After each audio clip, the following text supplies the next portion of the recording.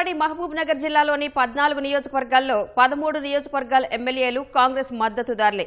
ఇటీవల జరిగిన పంచాయతీ ఎన్నికల్లోనూ సగానికి పైగా సర్పంచ్ స్థానాలను గెలుచుకున్నది కూడా కాంగ్రెస్ పార్టీయే. మరి మున్సిపల్ ఎన్నికల్లోనూ అదే రిపీట్ అవుతుందా? కాంగ్రెస్ అదే హవా కొనసాగిస్తుందా? లేదంటే పంచాయతీ ఎన్నికల్లో వీచిన సానుకూల పవనాలతో బీఆర్ఎస్ పుంజుకుంటుందా? పల్లెల్లో సత్తా చూపని బీజేపీ పట్టణాల్లో పాగా వేస్తుందా? ముఖ్యమంత్రి సొంత జిల్లా ఉమ్మడి పాలమూరు మున్సిపాలిటీల్లో జోరుగా సాగుతున్న చర్చ ఇది. పంచాయతీ ఎన్నికల ఫలితాలు ఎలా ఉన్నా ఈసారి వార్ వన్ సైడ్ అనేలా మాత్రం కనిపించడం లేదు. 18 మున్సిపాలిటీల్లో అధికార విపక్షాల మధ్య హోరాహోరీ పోరు తప్పేలా లేదు. ఉమ్మడి మహబూబ్ నగర్ జిల్లాలో మున్సిపల్ ఎన్నికల పోరు రసవత్రంగా సాగనుంది. మొత్తం 18 పురపాలక సంఘాలుండగా 316 వార్డులకు ఎన్నికలు జరుగుతున్నాయి. 1227 మంది అభ్యర్థులు బరిలో ఉన్నారు. అలంపూర్ పురపాలికలో 10వ వార్డు నుంచి భారస అభ్యర్థి విక్రమ్ ఏకగ్రీవంగా ఎన్నికయ్యారు. మిగిలిన వార్డులకు ఎన్నికలు జరుగుతున్నాయి. 18 మున్సిపాలిటీల్లో కాంగ్రెస్ 316 వార్డులకు గాను 308 వార్డుల్లో పోటీ చేస్తోంది. 2 ఏళ్ల అభివృద్ధి హామీల అమలు, స్థానిక అంశాలను వివరించి ప్రజలకు వెళ్తోంది. అత్యధిక కౌన్సిలర్లు గెలుచుకుని అన్ని మున్సిపాలిటీలను కైవసం చేసుకునే దిశగా అడుగులు వేస్తోంది. అయితే ప్రతి చోట తిరుగుబాటు అభ్యర్థులు కాంగ్రెస్ కు తలనొప్పిగా మారారు. గద్వాలలో 37 వార్డులకు ఎమ్మెల్యే బండ్ల కృష్ణమోహన్ రెడ్డి వర్గానికే బీఫామ్లు దక్కడంతో మాజీ జెడ్పీ చైర్పర్సన్ సరిత వర్గం తీవ్ర అసంతృప్తితో ఉన్నారు. వనపర్తిలో 2 సకాలంలో బీఫామ్ సమర్పించకపోవడంతో కాంగ్రెస్ అభ్యర్థిత్వాన్ని కోల్పోయారు. కాంగ్రెస్ బీఫామ్ దక్కకపోవడంతో నాగర్ కర్నూలు జిల్లా ఎస్సీ సెల్ అధ్యక్షుడు జగన్ పార్టీకి రాజీనామా చేశారు. వనపర్తి, పెబ్బేరు, భూత్పూరు, నారాయణపేట, కల్వకుర్తి, మక్తల్లో కాంగ్రెస్ తిరుగుబాటు అభ్యర్థులు స్వతంత్రులుగా బరిలో నిలిచారు. మెజారిటీ సీట్లు వస్తే సరేసరి, లేదంటే ఎమ్మెల్యే, ఎమ్మెల్సీ, ఎంపీ ఓట్ల ద్వారా చైర్మన్ పీఠాలు కైవసం చేసుకునే దిశగా కాంగ్రెస్ వ్యూహాలు రచిస్తోంది.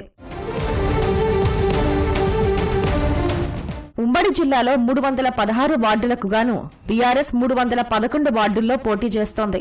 అలంపూర్లో ఓ వార్డు బీఆర్ఎస్ అభ్యర్థికి ఏకగ్రీవమైంది. పంచాయతీ ఎన్నికల్లో సానుకూల ఫలితాలు రావడంతో మున్సిపల్ ఎన్నికల్లో అత్యధిక వార్డులు కైవసం చేసుకునేందుకు జోరుగా ప్రచారం నిర్వహిస్తున్నారు.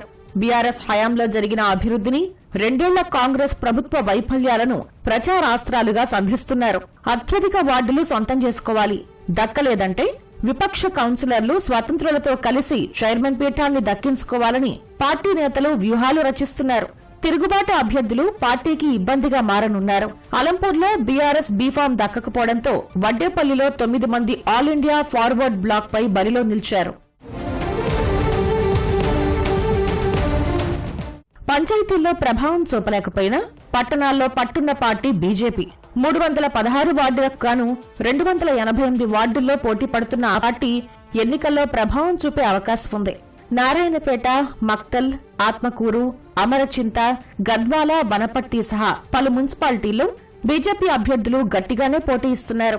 స్వతహాగా సీట్లు సాధించడం, అవసరమైన చోట కాంగ్రెస్ వ్యతిరేక పార్టీలతో జతకట్టి చైర్మన్ పీఠాన్ని కైవసం చేసుకోవాలన్నది బీజేపీ వ్యూహం. మున్సిపాలిటీల్లో కేంద్ర నిధుల ద్వారా చేపట్టిన పనులు, పట్టణాల కోసం కేంద్రం అమలు చేస్తున్న పథకాలను వివరిస్తూ ఆ పార్టీ ప్రజల్లోకి వెళుతోంది.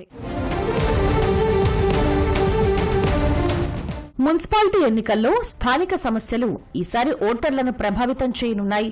ముఖ్యంగా శివారు కాలనీ అభివృద్ధి, సీసీ రోడ్లు, భూగర్భ మురుగు కాల్వల వ్యవస్థ, తాగునీరు, విద్యుత్తు లాంటి అంశాలపై ప్రజలు అభ్యర్థుల నుంచి హామీలు తీసుకుంటున్నారు.